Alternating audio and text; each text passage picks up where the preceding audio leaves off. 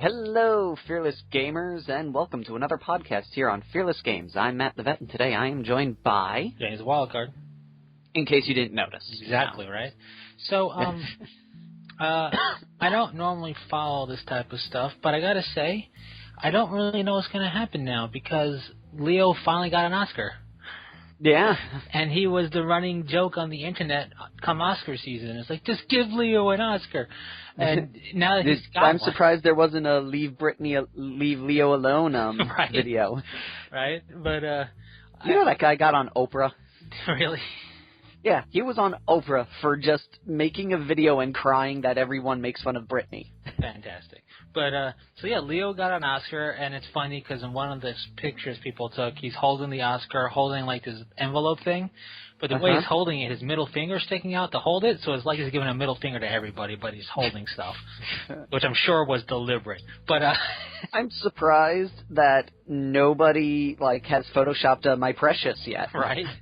But it's just like, I'm not a movie buff guy. I don't follow the Oscars. I didn't even know it was happening until all of a sudden I saw the internet explode because he won, and I'm just like, wow, he won! Oh man, no more jokes. No more jokes. Yes. Oh man, my throat is super scratchy right now. It's not even funny. Scratchy throat. Yeah. We had an interesting mention of a topic that we would discuss today. Okay.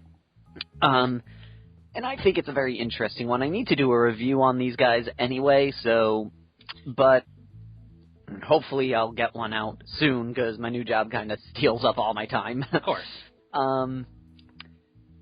There are a couple of options for basing models. Yeah.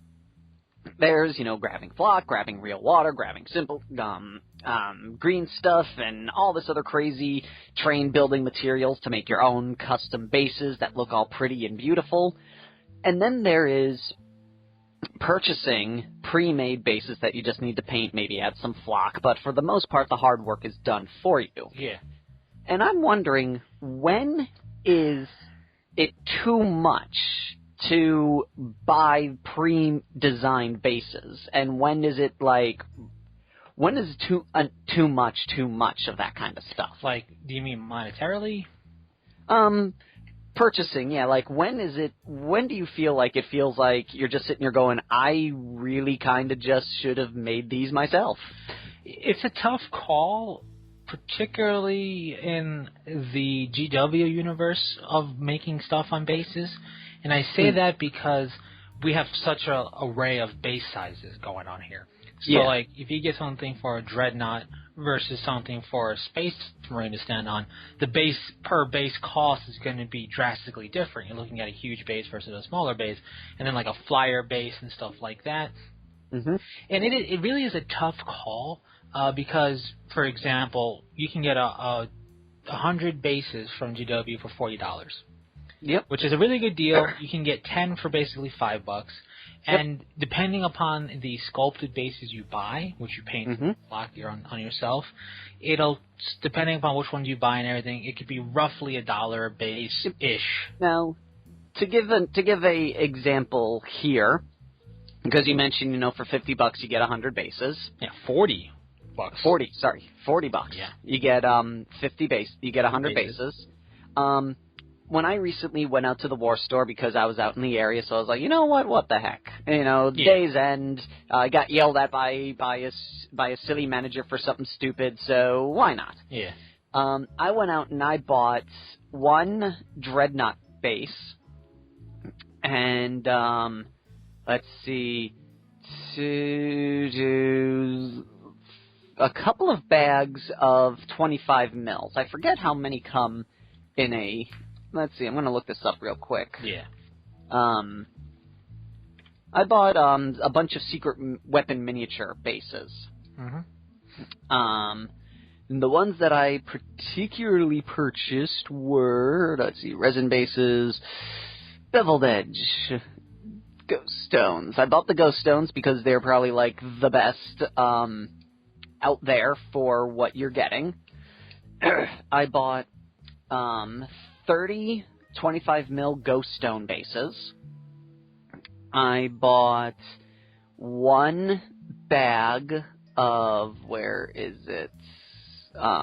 This one called Boneyard, Bonefield. That one was, again, 20 millimeter, 10 bases, and a Dreadnought size one. So roughly 30, 40, 41 bases in total. Right. Plus a large, medium bottle of primer. Right. And that ran me $55. Which I would say is a good deal. Mm. I would say that's not a bad deal. It's including the primer and everything. You're looking at just over like $1 a base. Yes. And that's when you take the primer out of the question, it might be a lot closer to $1 a base. So it's which is not a bad deal for sculpted detailed bases, because really all you're doing is you're just going to have to just paint the way you want. Just paint them and flop them. Exactly. So it's a convenience thing. Like I've looked into sculpted detail bases like back in the day a little bit, and nowadays I see them. I'm always interested to see what people are producing sculpted base wise. And then you have like, okay, your gaming base. Then you have like the crazy display bases, which are like $40 for one, and that's too much and unnecessary. But like, I guess for me it is. I would suggest, fearless gamers out there, if you're debating build your own base or get sculpted, what do you feel you wouldn't be able to make look as good as something you could just paint up, right? Like if you're gonna do, for example, a desert or a like dirt style base, then make it yourself, because you can just throw some different grit sand down together and then paint over it, and you got dirt or you got a desert, right? Pretty easy with dry brushing it, and then you can add some tufts of grass or whatnot, and you got yourself a nice base.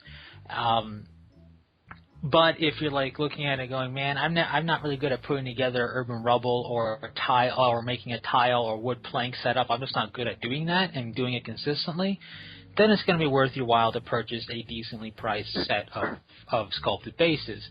And going along with that, I would also suggest, if you're going to be doing a lot of grassland or a lot of like static grass or bushes or whatnot on it where you're covering up most of the detail, then even if you're not particularly good at it, but you're going to be covering up the ruins heavily overgrown, build it yourself. But if you're going to, if the base is something that's kind of intricate to do, like a hallway on a starship or urban rubble or a street or some type of ornate ruins, like some stuff looks really cool with like symbols carved into stone, then that's definitely worth the while.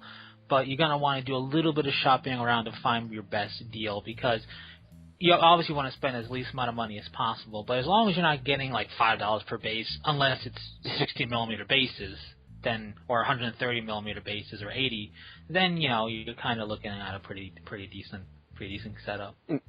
I think it also is based off of what you're going for. Yeah. And how many you need. Like, for a good example, all these bases that I bought are for my Eldar. Yeah. Now, the beauty about the Eldar is you could easily just say you're building them on their craft world.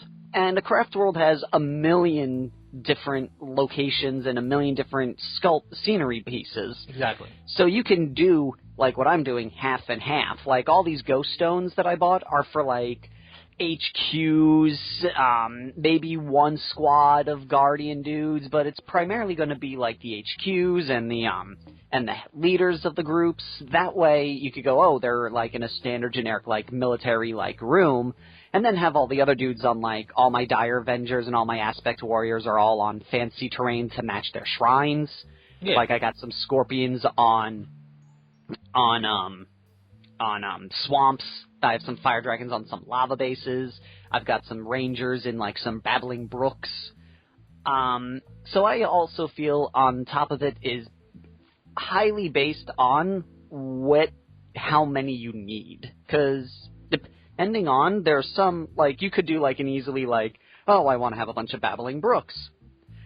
If you're only going to need like, 5 or 10 of them, then yeah. But if you want everybody in your army to be on these, there's going to come a point where you may want to split it or make it yourself, in my opinion. Yeah, it really does depend. And one thing I would suggest, because there's multiple different groups out there making these bases, urban rubble.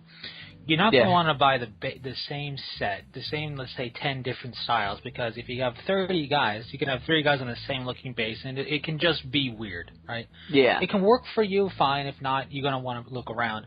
It's always good if you can try and make some of your own to splice in there to just give more variety. Yeah.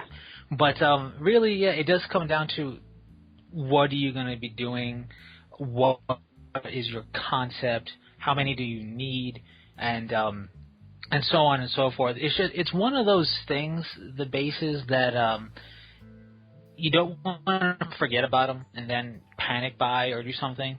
But it's also a case of what do you feel comfortable trying to achieve on your base. Like if you're trying to do a squad of 10 something or others, or like whatever it is, that are Magic-y or Psych-y, whatever your game might be, and you want them to look like they're basically in this place of power, then it might be beyond your skill, and it's beyond my skill, to try and sculpt in ruins on a stone floor. So then you would go and get that. It comes down to, I think, you're paying for a convenience, but how convenient will it truly be? And one of the biggest issues I find with these sculpted bases that you're definitely going to want to take into consideration, and this is why sometimes it's better to look at them in person. You know, but either way, really look at it, because can your model stand on it in a natural way? Yeah. Because not, like, for example, and it's not the base's fault necessarily, or the model's fault. You can't have a universal base for everything to stand on. So, like, if you got a model running, it has a lot less surface area to glue down to stand on, so it can stand on tighter things, like it's running down a girder or running over, a slab of stone. But if you got the wide planted stance that a lot of models come with, and you got this really cool, intricate, sculpted base on a weird angle, do a dry test if you purchase it, because do you feel he looks a bit odd standing at a 45-degree angle like that or not? Yeah. You know, you gotta, and that's the one thing that whether you're purchasing a base or making it yourself, you want to make sure your model can stand in a natural pose. So if you got like a pipe, you don't want it to, and you can glue him down on the pipe, but only like a third of his feet are actually standing on the pipe to hold him up. That is just going to look weird. So you really want to take it into consideration, and that's one of the hidden things about sculpted bases, particularly ruins and stuff like that, is you got to look at it in terms of how, you got 10 or 20 of them, let's say, in all different shapes and sculpted onto the base, but how many can you make effective use of as well? Yeah. And it is a hidden thing, because some of them, like, for example, plank work, let's say wooden plank work, everybody can stand on something like that. It's pretty straightforward. But then when you got, like, blasted, ruined, cityscape, base, extreme 9000, it's going to be pretty pretty tough.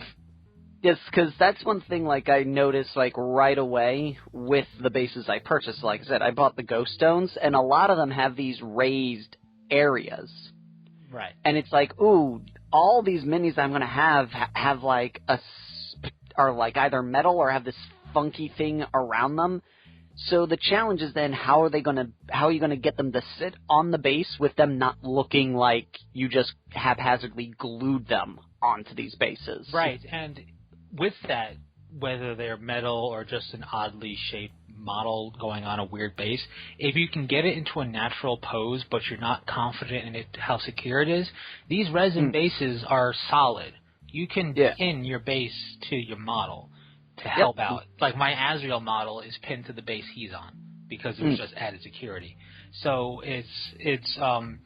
you can always do that. And you can kind of do that a little bit even with regular bases you make up yourself. You just have to kind of bend the pin like a tab once you do it. Yeah. And it's just that. And if you're going to be making up your own base, what I highly recommend doing is looking at what your finished model is going to look like. What's going to be close enough to touching the ground, because, if you have a robe or flowing cloak or whatever, that has to get factored in. For the most part, it's your footprint. Take a little bit of paint on the footprint, put it where you want the model to stand on the base so you know where those feet have to go and have an idea of how tall the model is so you know what to put on that base without getting in the way. And you can't do that with sculpted bases, of course, but it's the same premise of, can this model stand on this base? Because it could be that like this one model in your squad can only stand on one specific base, so you would assign him that base, and then you just are basically assigning bases before you glue it on. Have everybody with their respective base, and then you work on it.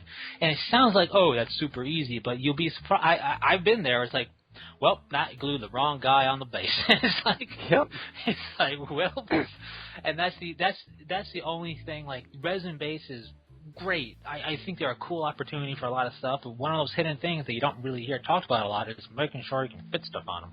So, so you definitely want to do that. Yep, that is like one of the few things. Like, you sit there and you go, oh, this is going to be easy, and then you realize, like, for a good example, like I mentioned, a lot of these are for my aspect warriors, and I'm now getting with the boneyards and the swamp bases, and it very quickly became apparent that I was going to have to do some clever stuff, and I had to bend a lot of minis to get them to sit right. Right, and also it's becoming a tougher task to use sculpted bases. Yeah. A lot of these models have either sculpted to them or are meant to be standing on stuff that are put on a base. For example, the assault squad doesn't need those base stuff to glue down on, like the jumping off of something. Yeah. You don't need to use that, and you can definitely have them stand normally, but that's there to enhance the overall appeal. Not a bad thing. But then you have something like Harlequins or something else that are sculpted to be posed a particular way, jumping off of something that's already sculpted to them, and it's like, how well is that going to mesh with your sculpted base? So you really got to look at, is the models truly standing on the base itself, or is it standing on a scenery piece that's already sculpted to it that's going on the base? And it's not like it's becoming a widespread problem, but I am noticing here and there, especially for some of the more unique models or elite stuff out there from GW, is that they're leaping off of stuff. Like, a good example is the Vanguard veterans. When they were pewtered, you had a couple of them leaping off of Wraithbone, and it's like, well, that's cool, but that means this definitely can't go on this base because it can't. It's not going to fit at all. So, just buyer beware is all. Yep, it's a very slippery slope, and it's one of those things that I feel like as hobbyists, we're more and more becoming more aware of, and to some, it's like an easy no-brainer. Oh, I'm just going to make them. Oh, I'm just going to do this. But for a lot of the new players out there, it's like that reality comes crashing down pretty hard. Like, I have a good example is one of my friends. He's doing Deathcore of Krieg because he loves the fluff of Krieg. They are cool. And he decided to do, like, the trenches and the scrapyard bases. Oh, that's tough. And then he just went, oh, man, I spent like $200-300 on bases because I picked secret miniature weapon bases. Never again type of thing. So it's one of those things you got to be mindful of, and it's all part of that planning stage.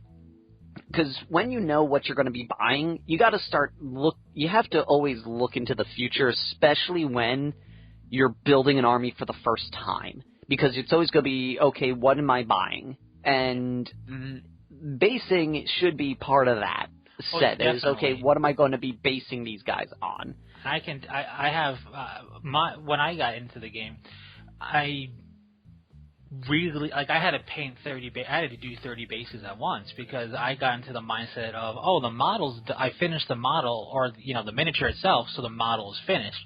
The base is the other half of the equation, and it made the bases feel like a chore. So from that point on, I always associated the base either doing it first or doing it alongside, because you get caught up in it. It's kind of like, I think everybody who kind of got into the game kind of on their own feet without getting too much guidance, I feel almost everybody got to the point where they're like, all right, I'm making good progress on my models. Wait a minute. I need a way to transport these models. It's just like, I need an army bag. Completely forgot. Always. And the silliest thing came up also, and I want to talk about that in a minute, but it's very true. Like, me personally, I always paint my bases last. Right. But I set aside what my bases are going to be, and my bases are already planned. Exactly. That way, I go, okay, I paint all my dudes. I'm like, okay, time for the bases. And then I'm like, yes, home stretch. I just need to finish the bases. And it just makes that, once you finish them, that much sweeter. And that's also when I decide to, that's when I don't seal my minis until they're on their bases. Oh, yeah, me either. Because, like, a good example is, like I said, I had these swamp bases. I painted them up. I then put them on. Then I sealed them.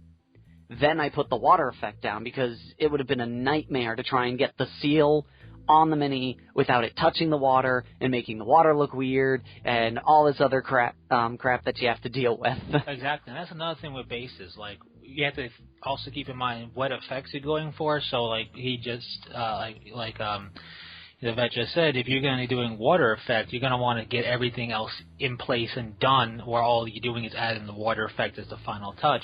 Also, if you're going to be doing a lot of static grass, you want to seal it before you put the grass down. Because you don't want to mat down the grass artificially have to look weird. You don't want shiny grass. No, you don't. And this used to, honestly, this whole sculpted bases thing, kind of for a decent amount of time was a uniquely GW problem, just because other games weren't really getting the attention. But it's getting, other games are getting more and more attention as well. I mean, Warma Hordes has a lot of options out there for sculpted bases now, and that's something you also have to really take into consideration, because, for example, Conversion of Cyrus has a lot of stuff that floats on a little floating thing, so you got to make sure that's going to sit well on it. Yeah. And then a lot of models, because they're just not posable in the way that, GW stuff is, their legs are got to sit like this in this manner, or you are kind of screwed. So that's another case of you have to be careful. And in some cases, they're standing on top of a little bit of a base effect, like a stone or something. So it used to be something that if you didn't play UW games, you didn't really worry about, and you just worry about building your own bases. But now that the option's coming out there for everything else, it's something that maybe you've been wargaming for a bit, but you never had to consider before. So it's always worth double checking and knowing exactly what you want to put down on that base, because it may be the coolest base, and you go, man, this will work really well on a simulator. Oh wait, he's got to be floating, and the floating thing he's standing on doesn't sit on this at all. Yep. So it's kind of like, whoops. The one thing GW has with annoyances, and it's one of the reasons why I'm okay with Finecast, because it's gotten me, there are times where I've wished I had a Finecast model because it'd just be easier. A lot of GW models come with their own display thing that they're sitting on. Yeah. Like, a good example is the Fire Dragon. He's sitting on a melted Imperial Guard, tank track. The Death Jester is letting ancient Eldar architecture. The striking Scorpion dude has got these two rock things that he's standing on. Some of the middies out there sit on stuff. The Pink Horrors, they have rocks and skulls all over their bases that they're standing on. So sometimes it's a little tricky. And with that, when you decide to go with a pre-made base, because you have to factor in for that. Like, when I did my Fire Dragons, and I had that issue, I was just lucky that I was able to find a base out of the lava bases that I made that he could sit on, and it didn't look silly. Exactly. So it's one of those things, and I like sculpted bases, but at the same time, I also get a lot of satisfaction of making my own base. Yeah. And when you make I think, especially if you're newer, you feel like I should go sculpt because I'll never be able to make my base look that good in that detail. And so, depending on what you're looking at, maybe not be quite model-like in your detail, what some of these sculpted bases are like. It's like painting up a little weird model, like on its own right. But your ability to tailor fit your own scratch-built base exactly to fit with how your models are standing and posed on, and then you just paint it up decently and do whatever decently, it's gonna look just fine. I'm not trying to steer anybody away from sculpted bases, but you shouldn't go to sculpted bases because you quote unquote don't think you can make a nice base. You will be able to. Just don't fall into that trap, because if you fall into that trap, if you ever encounter a model that just won't fit on a sculpted base, you're not gonna know what to do. So experiment. It's always good to experiment. The models come with bases to experiment with. So if you have that, like you'll say you have sculpted bases, it still doesn't hurt you at all to just play around with the bases that come with the models and see what you can do. If you do something that doesn't work at all, it can be a weird objective base or just a learning experience. So it's always good. And also, I actually remember back in the day when having a pre-sculpted resin base was like, whoa, that thing is awesome. And nowadays, they kind of become more commonplace. Exactly. I've noticed. But one thing I want to talk about also is this kind of illusion/trap the storage bag market has gotten us all in. What do you mean? Like, I was looking at Battle Foam recently, and because I'm sitting there going, I need a bag for all my Eldar, because the Eldar bag that I have, though, works. There's always been a lot of issues with breakage with it, and I can't store everything in that bag.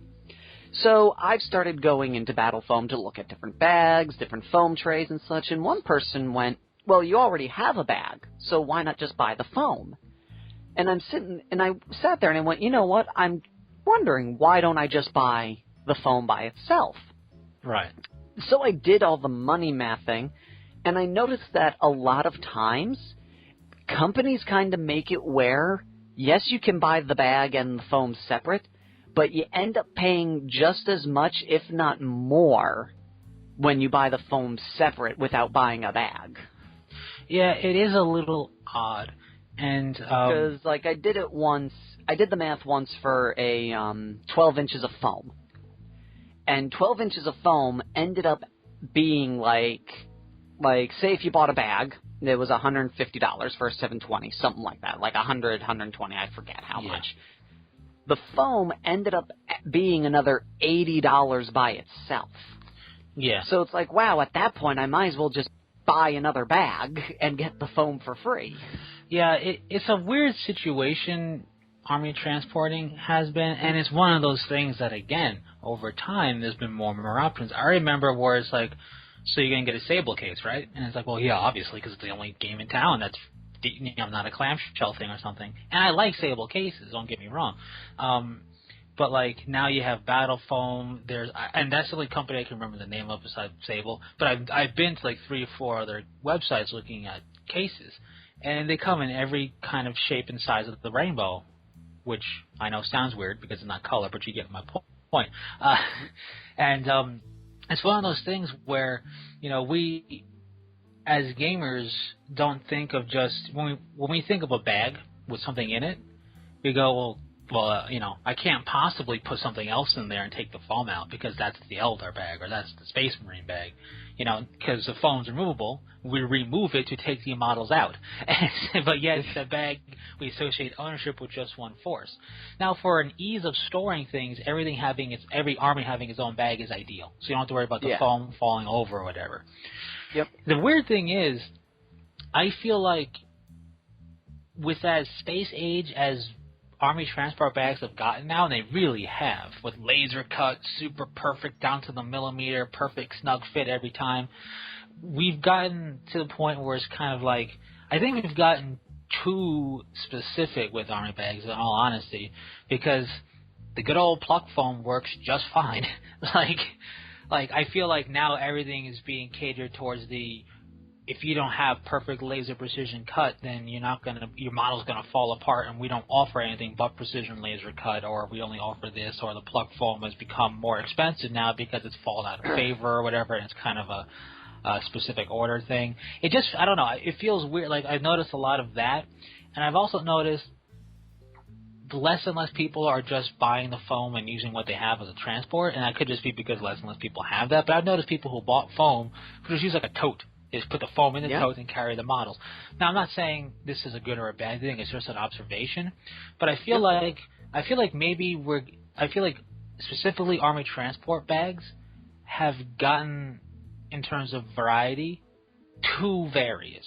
Because what are we talking about at the end of the day? We're talking about something that holds foam, right? A suitcase holds foam. your backpack can hold a small foam square or something. Like, I think we're getting too specialized with, like, ridiculous bags sometimes. Now, I love them. Don't get me wrong. I mean, they do have kind of be purpose-built and everything.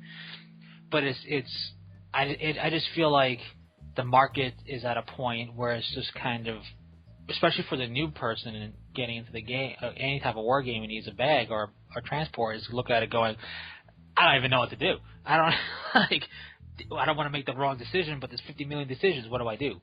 And I don't know. It just feels a little bit too open-ended in option now, which is kind of ridiculous to say out loud, but it's just kind of like, I miss the days where it's just, oh, you need an armor transport bag, go here or here. Yeah. It is very crazy just how some of that stuff ends up working, a lot of the time. Yeah, because I think about other stuff in the hobby. Now, there's a bajillion paints, but that's because there's an infinite shade to the rainbow, right? There's an infinite color variation. Your green and my green, if we're two different paint companies, might be different shades, even though we're both dark green. So, there's that out there, which is fine. You might like a certain shade from a certain company, or one company is a lot thinner, or one company is using alcohol base, and you get a lot finer detail on the metallics, yada, yada, yada. And, but I think, like, that's a case where there's always room for more options, because everybody's eye, like, you and I can look at the same turquoise, and you can think it's too bright, and I can think it's too dark, because our eyes are just different, We just have different eyes for color. So, more the merrier for purchasing options. So it's like, that's like the exact opposite I feel about, like, army transport. So I'm like, heck yeah, give me 70 million shades of green. I don't care. Like, I want options. But, like, it's just funny because you have two different things that we need in the hobby and potential two different very viewpoints on the same idea of options. And it's just interesting. And now, speaking of, it is the 6th of the March, so Deathwatch Overkill came out. Yes. I ended up buying a box. Nice. It's probably going to be the first time I bought a game strictly for the board game and not the minis. I have, like, no desire to run any of these minis as anything but the board game.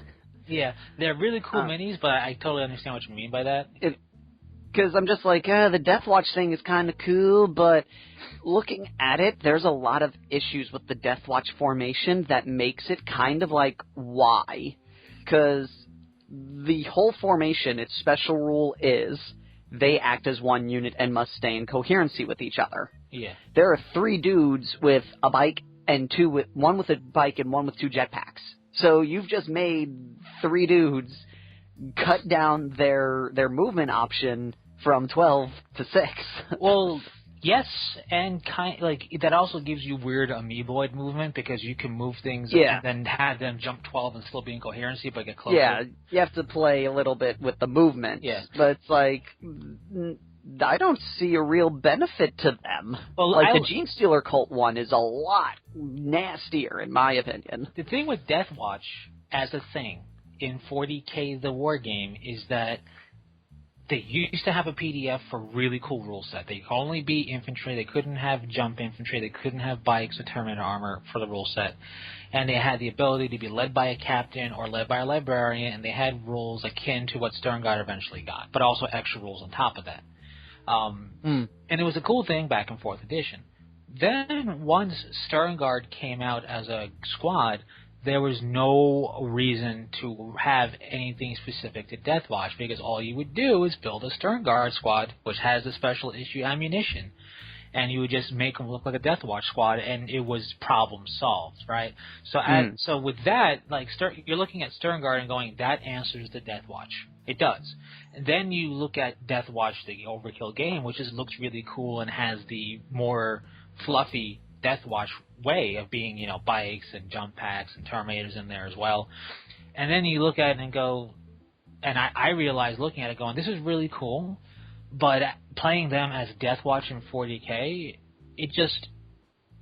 this is, it's a case of where fluff and form don't meet the war game, right? And I look at it going, I'd rather just run those guys as Sternguard that are just on foot without anything else, and you would do it that way. I also look at it as going, these are really cool, but unlike Space Hulk, where I could totally see buying it if you're a Blood Angels player and going, look at these awesome Terminators I got, you're looking at 10 different chapters represented, where it's kind of like, awesome, if you're a Space Wolf fan, you're like, sweet, I got one model that, great, I can maybe run as a Space Wolf. Okay. Well, glad I spent all that money for one model. And it's just kind of like, it's just not. Even then, there's really, because the way that they work, some of them because a lot of them don't have the independent character special rule. So a lot of them you're paying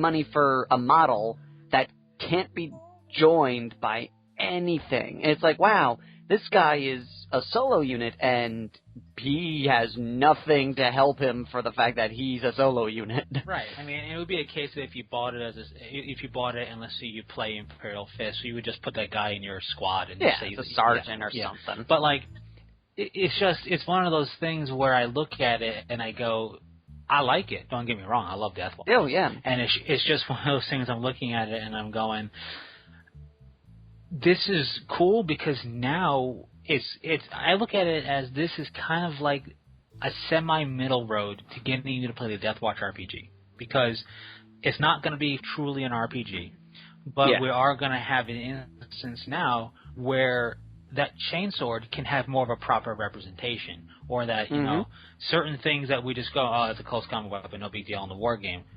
When you look at the fluff of things, the chainsword's like, oh my god, you're massacring a village. Like, what? Yeah. She's like, this thing's ridiculous. And when you look at the way the Space Wolf's equipped, he's got, like, what, a combat knife and a chainsword? He's got a combat knife and a chainsword, yeah. And he's got a bolt, he's got, like, a bolt gun strapped to his back. Yep. But if you looked at that in terms of the miniature war game and the rules and the setup, it's like, well, what's the point of having a combat sword and a chainsword? You know, like, what's the point? Yeah. There's no point. But in a game like Deathwatch, the board game, and then like in an RPG, there is definitely a point. So it's just kind of like, it's one of those things where every time I look at, it's the same thing with the Execution Force Assassins game. I looked at that going, of course those models can be used awesomely in a regular game, but I looked at it going, this is how assassins should be, because this is going to let them be more assassin-y. Like, you can't be an assassin in an army versus army game. It just doesn't quite work out that well. You know what I mean? When you think assassin, you're thinking covert mission where nobody knows you're there. But when you do an army versus army, everybody knows you're there. Everybody knows they're there. So it doesn't matter. I mean, if you look at it on the battleground view of, like, the miniatures, they don't, obviously the enemy doesn't know there's a Calidus or a Calexis or a Binding or the E word one, the Exorcist. Yeah, no. The what is something? Yeah, that something guy. with an EX. That guy. Can't believe I forgot him because I really like that guy. Evisor. Yeah, Evisor. There we go. They don't know that an assassin's period there, like that orc boy is not like, hey, look, the assassin's up in the window shooting us with a sniper rifle. But the player sees that. So it's just like, you can't make an assassin work, in my opinion, like they want to be in a war game. But it can work in a board game and definitely in an RPG. So the one thing I have to say for these board game style stuff is we get to see more how things are supposed to be working in the universe as opposed to what the board game lets them do. The game itself is actually pretty interesting, fairly easy to understand. Like, I understood exactly how the game works pretty quickly. That's good. And it looks really cool. Like, hopefully I can get the board game painted up, set up, and get a game in or two at some time. But I thought it's really cool as a board game, but I think in 40K terms, I feel that Gene Stealers got the better deal than the Deathwatch group.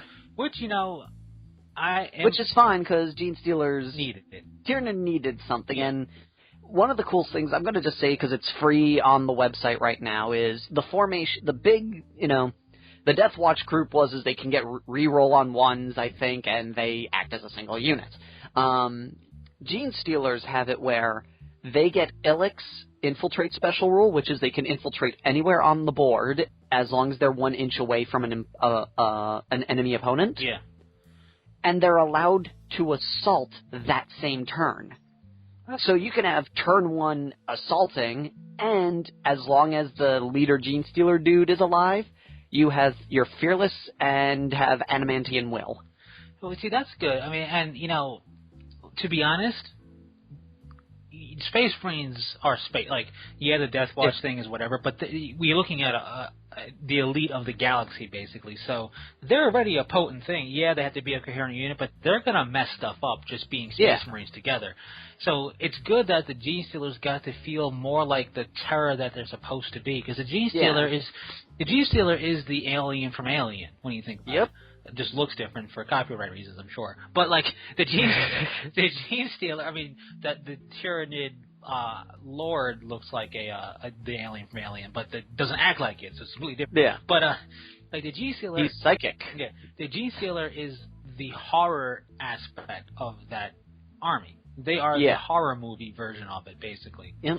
They infiltrate the very genes, right? They infiltrate a society and they can strike you out of nowhere. And then what do you do in the game? I shoot them.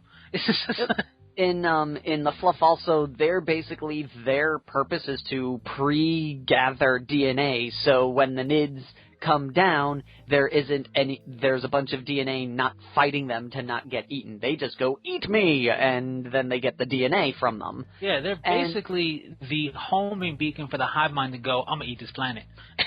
Yep. And the goal is in a perfect world, they've taken over the planet, and then they just they just go to sleep while the Tyranids eat them. Yeah.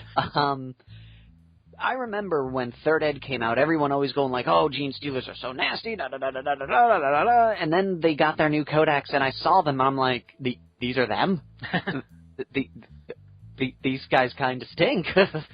I remember back when you could have a pure Gene Stealer army, and I remember plenty of people ran that, and that's when a lot of people were also, I mean, everybody always still runs Deathwing, but I remember when you could have straight up Deathwing versus Gene Stealer, and it always drew a crowd at a gaming table, because this is the fluff in action, and it's it was one of those things. Dun, dun, dun, dun, dun, dun, dun, dun. No matter what it was, in a casual game, when somebody busted out Deathwing, somebody goes, I'll play with my Gene Stealers. Everybody's like, oh my god, I'm going to watch a movie happen, basically. Hey everyone, Deathwing vs. Gene Stealers is on! Basically, it was oh my god, the story of the game is actually happening. And it's not like Orcs versus Imperial Guard isn't the story of the game actually happening. In theory, it is.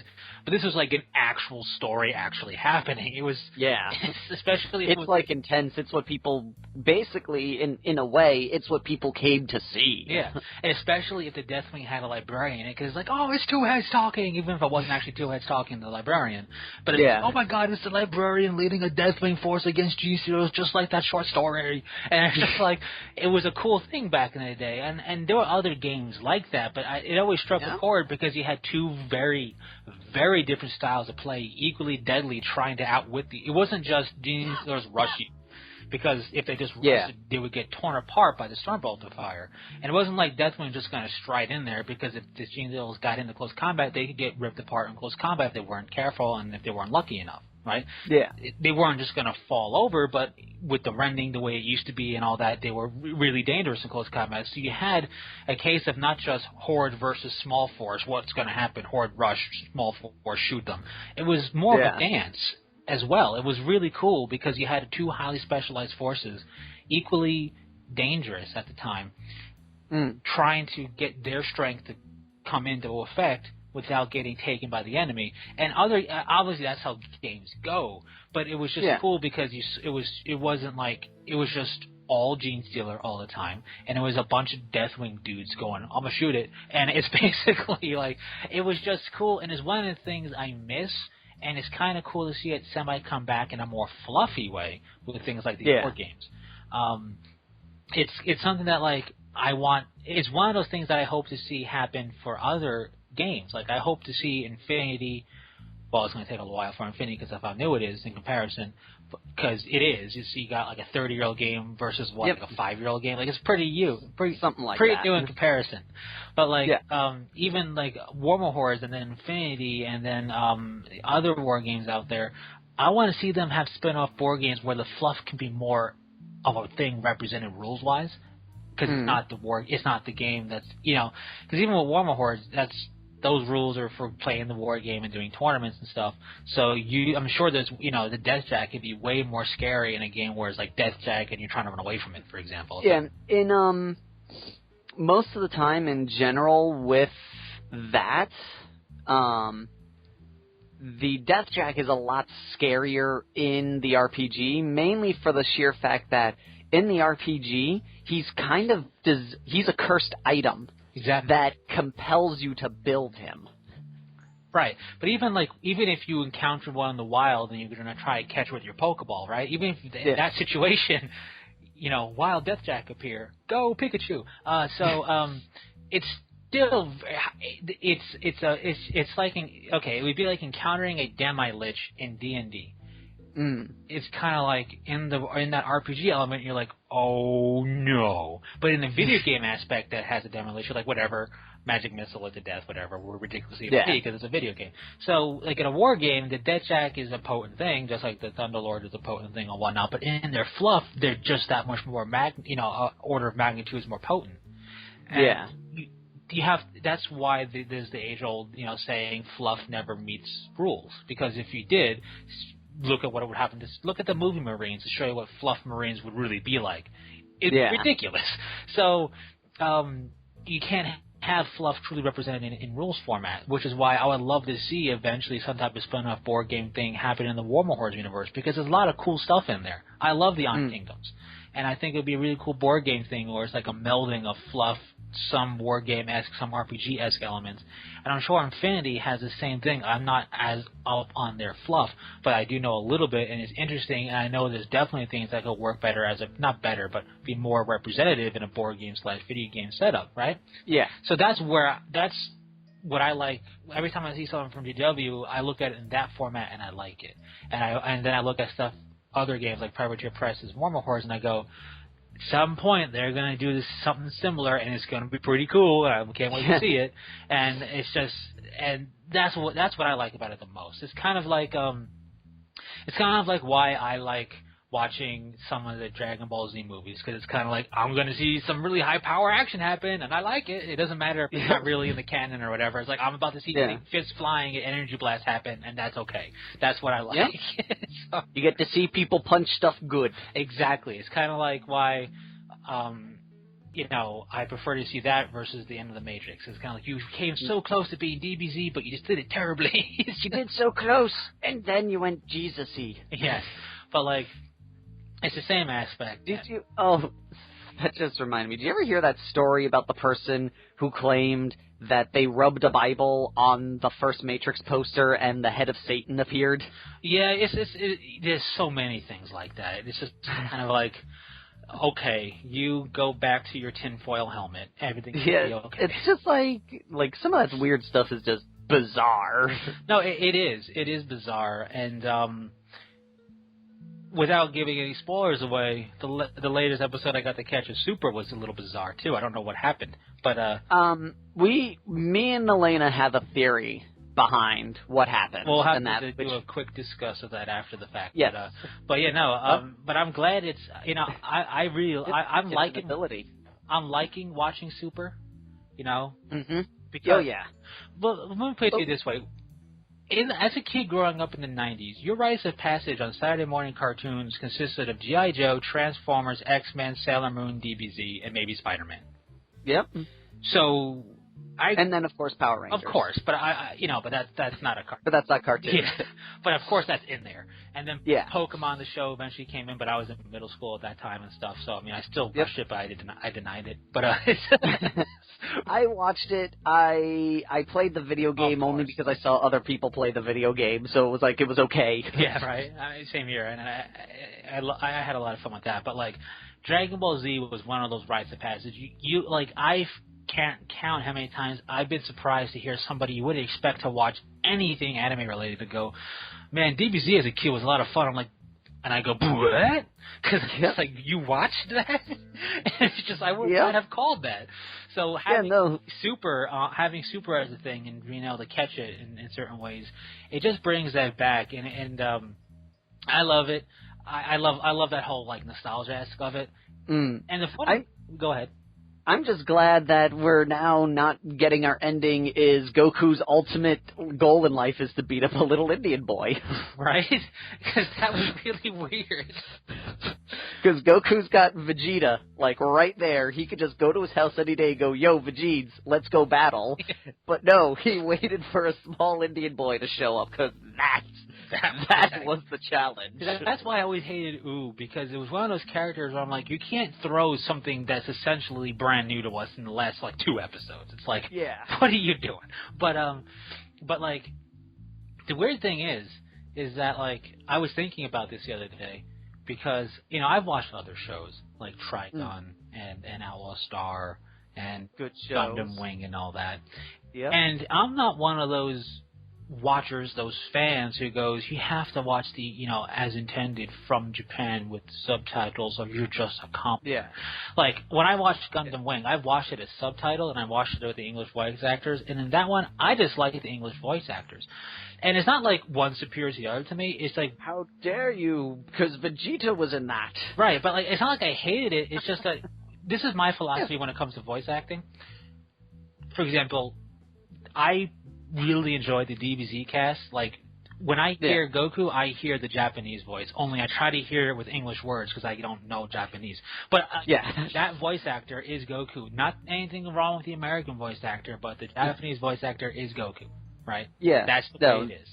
Yeah, there's only one person that got close to Masako, and that was Ian James. Right, but like, even when you get close, like, Masako, it's still not the same. Masako is Goku, and it's not. And you have people say it because it came from Japan, so the Japanese stuff is best because we are all bowing down to it, type of stuff. Yes. That's not how it works for me, because I think the 2 Vegeta voices are. I like them both on equal ground, right? I like the Piccolo voices on equal ground, but just something about Goku's Japanese voice that's the one. But I watch more of it in English because I understand English, and I can't. And when I watch subtitles, I can't take my eye off of it for a second, because if I don't catch a sentence, or if I don't catch the dialogue or the story happening, I'm lost. Where I can be less attentive when it's in English because I'm catching the idea. Yep. Like, I don't mind watching. Like, I usually watch things in English when I'm by myself. Yeah. Because then I can do something. Exactly. While I'm doing it. That's what I do.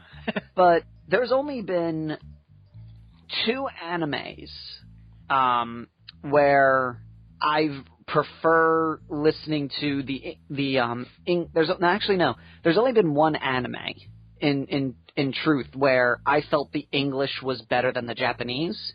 And that was G Gundam. Oh yeah, like, because you can hear them practically. You can basically hear the payphone phone-in call they did for the Japanese one. Yeah, they're like falling asleep.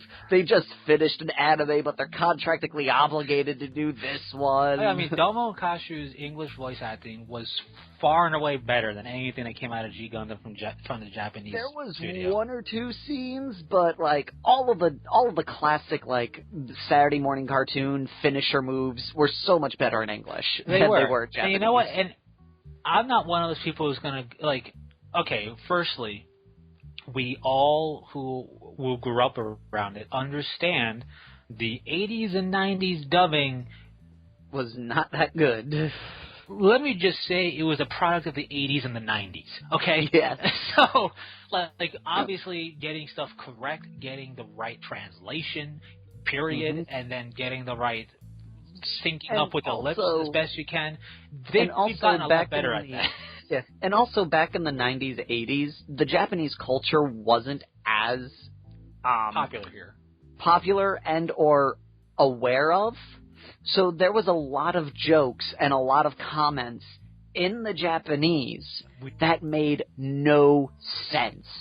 And it's a very tricky thing to try, because back then there were some anime companies that just said, screw just direct translate, and then others that tried to change it up like so we would understand it. So they're like, oh, there's a joke here. We gotta try and make what equivalent English joke would we laugh at this scene. Yeah, it's tough, especially because at that time, the only thing people knew of Japan culture and Japanese stuff was Nissan and Toyota. So it's just kind of like...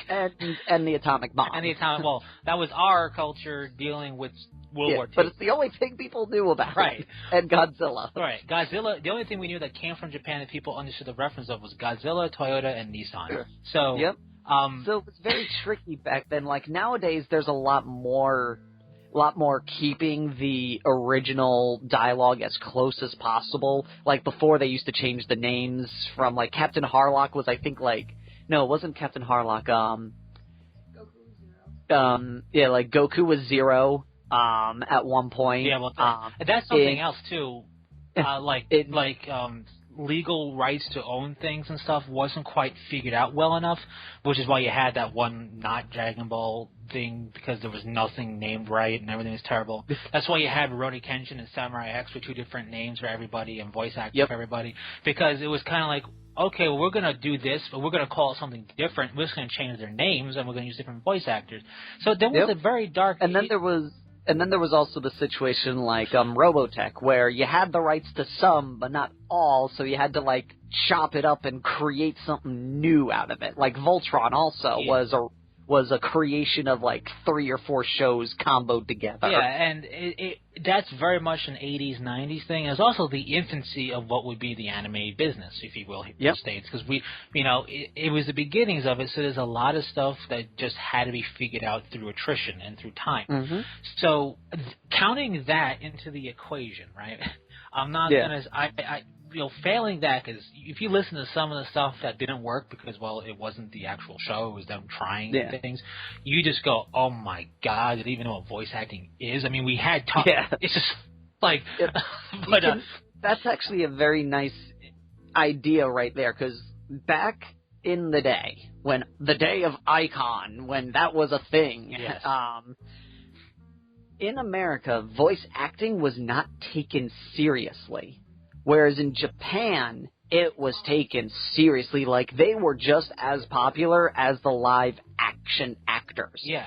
Whereas before, people were like, you're a voice actor, so you're only, like, half an actor.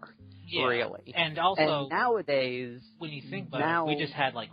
What do we have? We had Popeye, right? Yep. Voice acted great. And Looney Tunes and stuff. All the voice acting in Looney Tunes and stuff like that was great, but that's because that was American iconic cartoons. And it was mind-blowing to me still that the Looney Tunes were all done by one guy back in the day. Right? So, like, I mean, but that's how it was back in the days. You had a handful of guys playing dozens of characters because, it wasn't taken serious. It was kind of like, well, I didn't make it in showbiz, so I can do radio or voice acting or both. Yep. And it's just, well, that'll get me by. And during the 80s, let's be honest, our cartoons were... The only cartoons that were good were the ones that were good because they were making them good, so you'd buy the action figures that they were trying to sell. Oh, of course. That's what drove it in the beginning. And then, like, we had a couple of animated movies, and you had, like, the original Land Before Time, which was done very well, and it was ridiculous. Don Bluth. Which was ridiculously sad also. Random with that, the guy that did that, he did a video game called Dragon Quest, and it's known as... Yeah, Dragon Quest, I think. No, not Dragon Quest. Dungeon Quest. Right. No, Dragon's Lair. Dragon's Lair. Something. Yes, it's Dragon's Lair, the game. Known as the hardest game in existence, even though it's only 20 minutes long. Yeah, the game that you basically play in a cartoon? Yeah. Yeah, that's a really cool game, but it's really hard. Don Bluth is... I don't know if... I haven't checked the Kickstarter lately, but Don Bluth, who did Land Before Time, American Tail, and Dragon's Lair, is working to make that into a movie now. That's awesome. That is hilariously awesome. But we had, like, some classic American... I don't want to say just American, but a classic animated cartoon movie stuff. But really, I don't feel like voice acting really got into its own here in the States and taken seriously, where the quality went up and everything. Until we really had, like, Toy Story, right? I feel like around the Toy Story era is when people went, hey, voice acting is serious business stuff. They got freaking movie stars and stuff. So I'm gonna be a voice actor, or we gotta take this seriously, quality and stuff. And I think that's when we really saw an upsurge in the quality. So with that said, I'm not somebody who says you gotta watch the Japanese or you're not watching it right.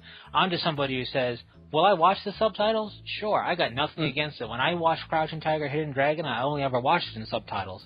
Unless, because that's all it was offered, A, and B, I wasn't interested in the comedy at the time. I was interested in the actual movie because I'm sorry, live action dubbing is more of a comedy to me because I'm like, okay, let's see how fast the mouth moves and what they're saying. Okay, but when I want ease, like if I'm going to be watching my Outlaw Star DVDs, by the way, I still got to get Trigun. I don't have it yet, but when I watch that, or if I watch, why can't I remember the name of it? Oh, it's gone. Oh, apparently it was canceled. Oh, was it? That's upsetting. That really is upsetting. Despite making it more than halfway to its goal, Bluth updated the crowdfunding page today to announce that the Kickstarter project has been canceled and moved to Indiegogo instead. Oh, okay. As if he's going to try that. Bluth partners didn't offer a reason for the move in their final Kickstarter update. Instead, they instructed fans to mark their calendar for December 1st with the new Indiegogo campaign goes live. Let me just see how up-to-date this is. Okay, apparently that was back in last December. Okay. Well, hopefully something. But right now, total funds done. Original campaign was 206% funded on January 6th. Cool. So it looks like they made their money. Nice. So we'll stay tuned for that. But like if I'm watching my Outlaw Star DVDs or my Tenchi Moyos, Tenchi Universe stuff, right? I'll watch it in English, even though I have the option to go to Japanese with subtitles, because I'm gonna be on the computer. I'm not focused 110% to it. Yeah. I just want to watch it because I want to enjoy myself, and I'm not there cringing at all the voice acting at all, because I think it's fine. Heck, I watch Robotech in English and stuff like that, so I have no problem. But I will say, like, when I want to, and for stuff like Dragon Ball Super at the moment, and even with Dragon Ball Z stuff, I enjoy watching it with the subtitles because of the voice acting. Like, and I think it's weird because on the one hand you have the people in the camp, you have to watch the Japanese voice acting and you're doing it wrong. On the other hand, you have the people in the camp of whatever you first saw is what you're going to stick to. And with like DBZ and with other shows, it doesn't work that way for me. Because I first saw it in English, but I'll watch it in Japanese just as fine.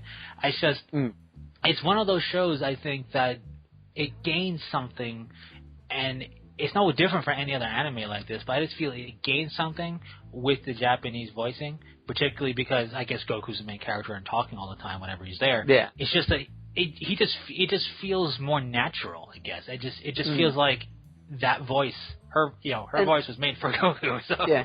And also, if you really watch it, this is one of those times where I kind of get angry at everyone who goes like, oh, they ruined it, they totally changed everything, blah, blah, blah, blah, blah. It's like, they didn't change anything, it's still the same. No. He said, I always wanted this instead of, I never dreamed of having this, so they ruined his motivation. It's like, calm down. But when it comes to, like, if you really sit down, like, because recently, we watched the two movies, and the two movies in theaters in English. Yeah. And you really watch it, and you never really realize until watching Super again, so I'm getting more Goku all the time, how dramatically their personalities are different. Oh, yeah, and it's not even like, I wouldn't even say personality difference. I would say the way it comes across with the tone of voice. Like, I just feel like once you get into the characters and you like a show, so you start learning more about the characters, and not caring, but you just learn more about it. When you learn more about, like, Goku's very nature, the Japanese voice acting complements that nature better than the other. Not that the American voice actor is rubbish, not at all. His voice is fine, but it doesn't complement Goku's innate nature built into the character like the other voice does. For me. Like, it's just certain voices, like when you look at, because Goku's kind of in the happy-go-lucky, albeit kind of driven, obsessed with fighting, but happy-go-lucky and very nice natured and everything, that the higher tone of voice that he has with, Japan, it just, for me, fits better for that concept. And because, for example, Vegeta's voice in both Japan and English are not too radically off octaves. They're not really that different in an octave too much. They both work well enough for me in that regard. Although I do feel that he's more formal sounding in Japanese, which is good. Me personally, I know a lot of people love Chris. He's probably not my favorite out of all of them because, like, actually, surprisingly, the Doctor from Outlaw Star, he played Vegeta in Final Bout. Okay. And even though he sounds a little odd, I think he sounds better than Chris. No offense to anyone who's a Chris Sabat fan. I think the one thing I will done say, fine, but for me, Ocean Dub Vegeta is my favorite. Oh yeah, obviously he's probably by far my favorite out of all of them. Just because of the freak out scenes he did, I feel you can't touch it as another.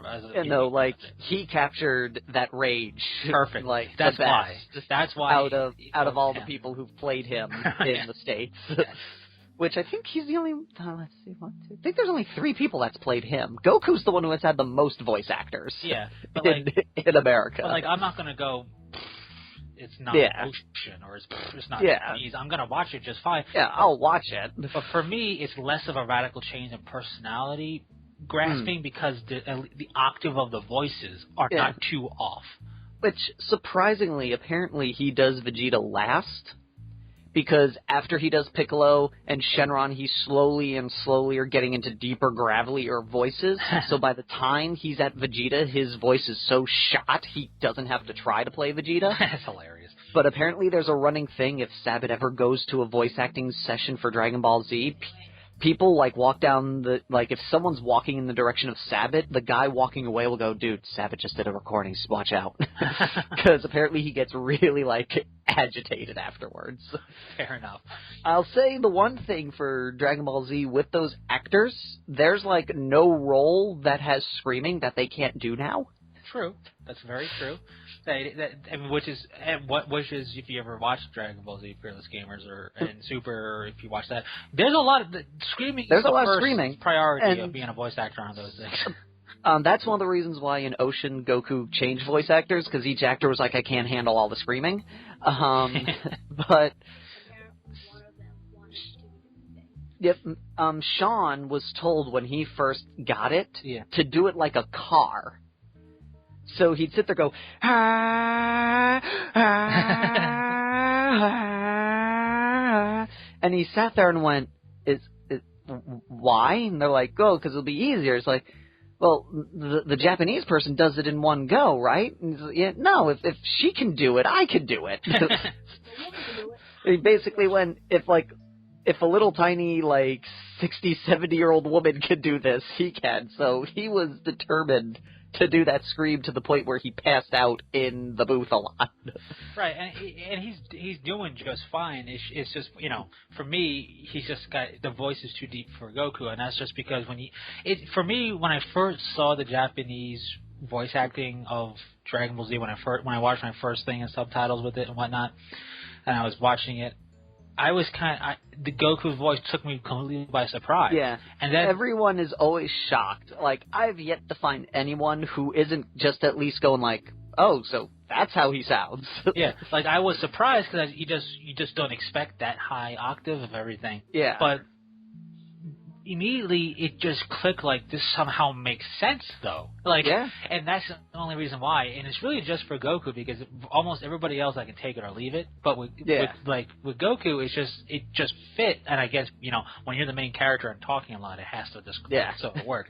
But with that, I imagine with Dragon Ball Z specifically, and I guess Super now, I'm guessing all right, so it's going to be 20% normal dialogue, 30% talking angrily and fast, and about 50% screaming. All right, let's get on it. So it's just there's a lot of screaming in Dragon Ball Z. Yeah.